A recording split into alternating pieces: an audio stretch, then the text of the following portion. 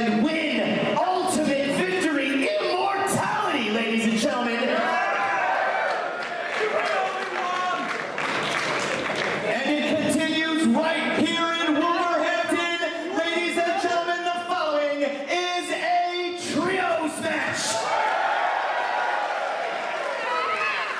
It will be wrestled to one fall, and it is for the challenge of the Immortals. Let's bring out team number 1.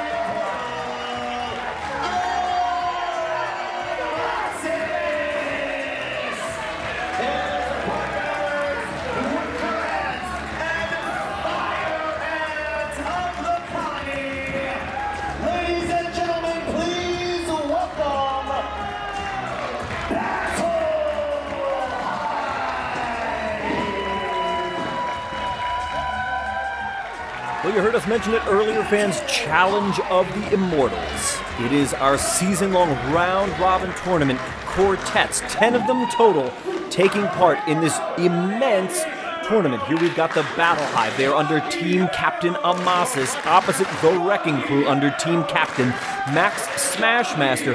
There are tons and tons of these Challenge of the Immortals matches throughout our UK tour. This is the very first of many. It's trios action. Jock finding something on the outside that's piquing his interest, but he better worry about what's going on inside the ring instead of messing around with the fans here. You know, Mike, you mentioned Challenge of the Immortals, of course. Team captain for the Devastation Corporation is Max Smashmaster, conspicuous by his absence here at ringside.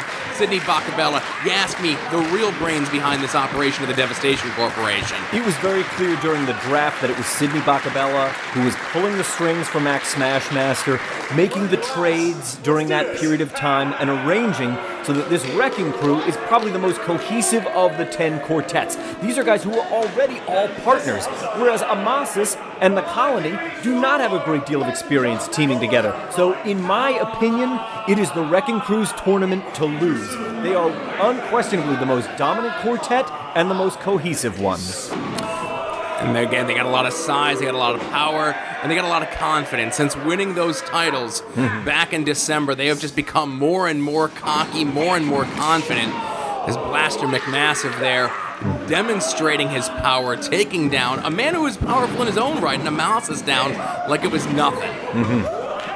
Packs a lot of power into that smaller frame, does Amasis. But of course, it's very clear. You see somebody like with the upper body of Blaster McMassive, you can tell how powerful this man is. There you see the experience, though, of Amasis becoming a factor. Ducked right underneath that clothesline, put the drop kick right where it needed to be, and the big man tumbled from the ring. And with McMassive going to the outside, no hand-to-hand tag needed with our rule system here in Chikara. Max Smashmaster now making himself the legal man for his team in this contest. Amasis here really just enjoying What is that, the Cabbage Patch, the mashed potato? I don't get out to the clubs much. Lawnmower? Mike. No? Oh, Jocka wants to get in on this. Jocka's having a good old time. He saw Night at the Roxbury. Now that I know, that's the Carlton. Is that what that one is? Yes, it is. I like how he's managed to fashion that thing into like a scarf. Jocka thinks it's, what was the show? Top of the Pops, maybe? A little dance party over in the UK. The old gray whistle test? Am I dating myself? I definitely think you are. This is the wackiest Jocka I've ever seen. You know you're dancing too much when Amasa is saying, all right, stop dancing. Right, even he's like, no, that's the end of that. The fans here in Wolverine Civic Hall are calling for a dance-off. And typically, here at Chikara, that's a request that's granted.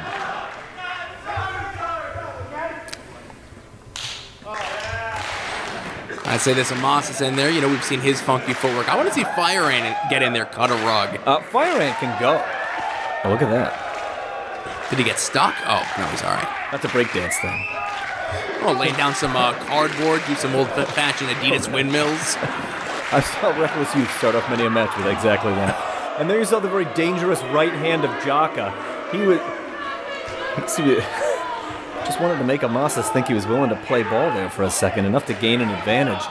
Every single one of these matches good for a point. Of course, the losing team acquires no points. At the end of the season, we're going to see the two top point-getting teams collide in a bid for immortality. Wow, great-looking Alita there. The wing tricep style arm drag. Oh, Fire Ant almost got tangled up. Look at this. Oh, he almost saved himself. He came back up. Now he's got a head scissor. I don't know if that's going to work so well. Jocka's head is rock hard. On the other hand, his facial features are not. Oh, speak of the devil. That was right on the bridge of the nose. Yeah, you're not going to see Fire Ant make many mistakes, and if he does make a mistake, you're going to see him remedy that mistake in the blink of an eye. One of the most capable wrestlers in all of Chikara, and now in there with one of his regular tag team partners in Worker Ant, working together very nicely. Mm-hmm. Great looking tandem offense here. Look at that. Elbow drop and senton combination. Quick to cover. Jocka, I can tell you from first-hand experience, I took him on back at Wrestling is Art some time ago. His nose does bleed easily.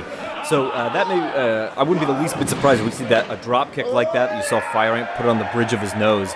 If the crimson juice starts to flow. Quick to cover again here. Smart move on the part of the Battle Hive because they're giving up so much size and power in this match. They're to their advantage, though, agility, speed, experience. Well, a Wrecking Crew, we talked about it before, willingness to break and bend the rules. And these three guys, they're not the best of friends, but they work very well together. In the Wrecking Crew, big high crossbody there by Fire Ant. One more time, let's see if we can get him. He is so quick, is Fire Ant, and that right hand of Jocka. Trying to plead ignorance, trying to apologize. What are they doing? I guess what's good for the goose is good for the gander. You want to chop us? We're going to chop you. How do you like that? Jocka did not like it one bit. Well, now it's Worker Ant. The biggest man on his team came flying in. Mike, maybe it's me. That's an argument we have backstage after we've won the match. Right. I'm not going to beat up my partner during the course of the match because now you're going to be on the receiving end of a beating from your opponents. But here, Smashmaster using his power. We saw it before, big-time backbreaker. A little bit of tough love shown by the Devastation Corporation to Jocka. Now in Challenge of the Immortals, of course, the other member of their team is Flex Rumble Crunch, but he is not joining us on this side of the Atlantic. So for Trios contest, we're going to be seeing exactly this configuration. Smashmaster, McMassive, and Jocka. Series of forearms here. We've said it before. We'll say it every time he's in the ring, pretty much until he's down to waif size, like Twiggy. Again, dating myself. Smashmaster has lost upwards of 100 pounds over the last year, and what he has lost in mass and power, he has picked up in speed and dangerousness. And as we see here, Wrecking Crew doing a really good job keeping the least experienced man on the Battle Hive team in Worker Ant in their part of the ring, looking to make quick and frequent tags, wear him down, eliminate him from the contest, or at the very least, pin him. Mm-hmm. Every strike you see Jaka throw, man, is right on the money. Whether it's kicks, it's forearms, that slap, he uses the headbutt frequently. He's got a very dangerous jump spin kick that he uses. And now he's goading fire. Why is he doing that? Why is he trying to... I see what he's doing. McMassive himself, no dummy again, even without the tutelage of Bacabella at ringside. I saw no point to that there, that illegal exchange. Why? He very deliberately drew Firehand into the ring to draw referee Bryce Remsburg into the technical corner. They could have tagged. They could have made the tag there. It's like they cheat just because they know they can get away with it. And I find that infuriating. Well, they're terrible people, that's what it is. And terrible people do terrible things all the time. Workaround here, one of the goodies trying to get his way back into this contest and rock Smashmaster with a series of forearms here. Those got a little shellac on him. Man, you could hear it. Look at this. That belly-to-back suplex with authority by Smashmaster. You pointed it out. Since he's trimmed down in weight, he's just so much more dangerous. He could fly even when he was heavy. Yeah. You know, he's only more agile. It's not that he's added flying to his game, but really a much more well-rounded guy since trimming down. Doing some great triple team, keeping their guy in their half of the ring. With a little bit of a nerve hold on there with those heavily taped up fingers, and I bring it up all the time as well. Referee checked him, allows him to come in with his hands taped up like that, but I still don't trust him. I think there's something up with that hand. You can reach right in there, fans, right above the, right beside the trapezius there where that pressure point is, and realize how very, very painful that is to put that pinch there. And especially somebody who's got... Oh, here comes Jaka very, very quickly. Not enough coverage on the right shoulder blade, and it's the right shoulder that came up off the mat. You have to bring the weight of the man up higher across. We want to cross the plane of the shoulder blades. We're talking wrestling at its root here, right? We want to bring the center of gravity up past the plane of the shoulders. Is going to make it that much more difficult to kick out. And sometimes just doing a hook of the leg is not enough for that. Now, and you're going to see, I saw it before, and I'm sure you'll see it again, Smashmaster, every time he goes for a cover, he's grabbing an arm, he's grabbing a leg, he's trying to grab as many of those appendages to keep and hold down when he's going for a cover, but right now, this is the opportunity that Workaround needs. Oh, and Jaka wisely, instead of going for the man making the crawl, let's eliminate the men that he's looking at trying to get into this contest. Again, smart wrestling here out of the Wrecking Crew, and it pains me to say it. Wow, look at the force behind that. Oh, He's no. in real trouble here. Oh, he just got crushed in the corner. That somersault senton from Smashmaster. Now what? Oh, look at this. Look at the force behind that slam. Good night. He picked him up, spun him around with one hand. Luckily, Fire Ant there, because that could have been all for the Battle Hive's chances here. Yeah, these guys are doing the right thing. Worker Ant's taking a lot of damage there. They cleared the ring out a little bit. Whoa! Big dude on the way out of the ring. Big dude, but now you're looking to see Amos and Fire Ant up and over, taking out 2/3 of the Wrecking Crew.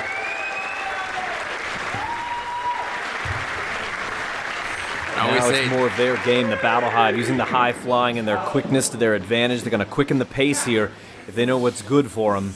Moss is now making himself the legal man in there with Jaka. You mentioned those strikes and chops. Yep, look out for this kick of his. Whew. Man, he is so fast with those strikes. He wanted that leap DDT.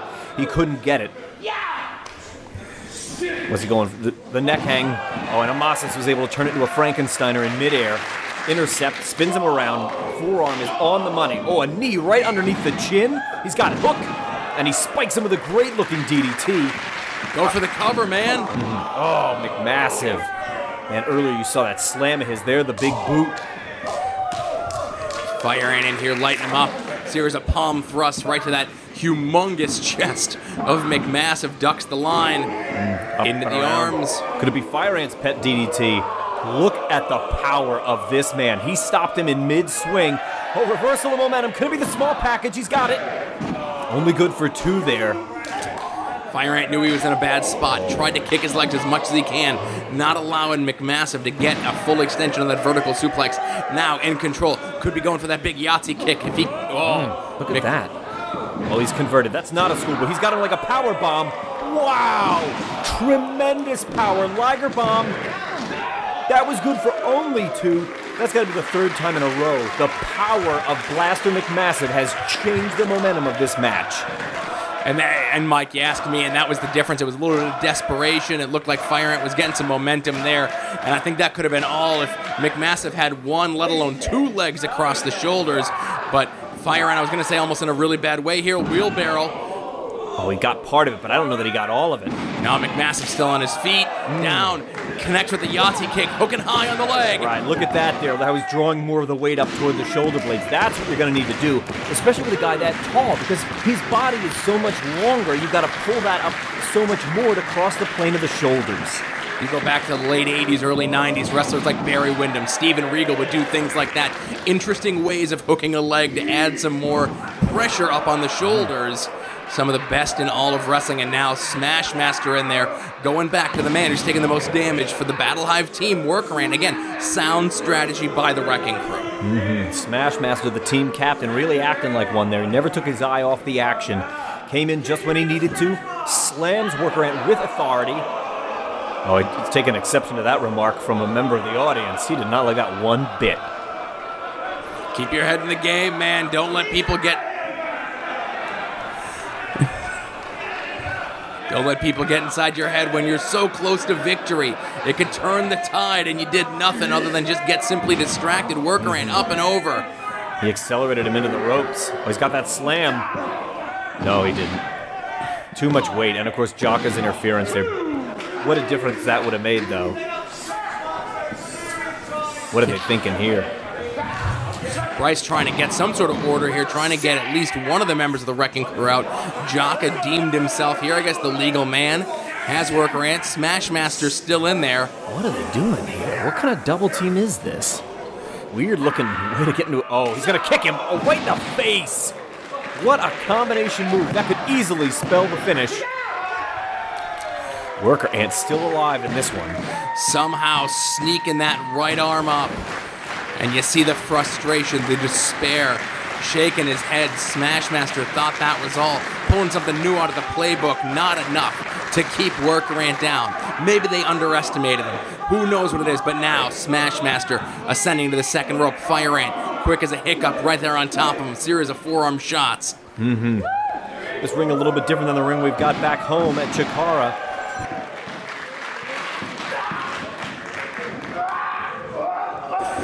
Spins him around, drops him right on his head. Fire Ant now, a house of fire, taking all three members of the Wrecking Crew on. How long is he going to be able to hang in there with three guys like this? Not very long. Gets turned inside out with that clothesline by Jaka. Oh, Amasis there. What a great kick. Knocking Jaka down. Jaka could be knocked out from that. We talked about the hard head that he had. Right behind the ear, he got him in a drop kick by Blaster, or a Smashmaster. I'm sorry. We've seen McMassive do drop kicks. I think it's been a long time since we've seen Smashmaster do one. Celebrating the drop kick. Picks him up. Big slam. Workaround here. He's got a cover. And you Looking saw for him. the Chikara special here, Leonard. That's right. After he kicked out, he held onto his hand, not letting him get the opportunity. Oh, and I thought Jaka was knocked out. He's right back in it. Workaround looks dazed here. Blaster McMassive's got him scooped up. A moment ago, it was as if he had it all set, like he was ready to finish the match. And here again, fans, you can really see the difference. These are ropes on this, not cable. The death blow has scored. I don't see any way out. That's going to spell the end for Workaround. Didn't even bother. Hooked the leg, and momentum continues here for the Wrecking Crew. Here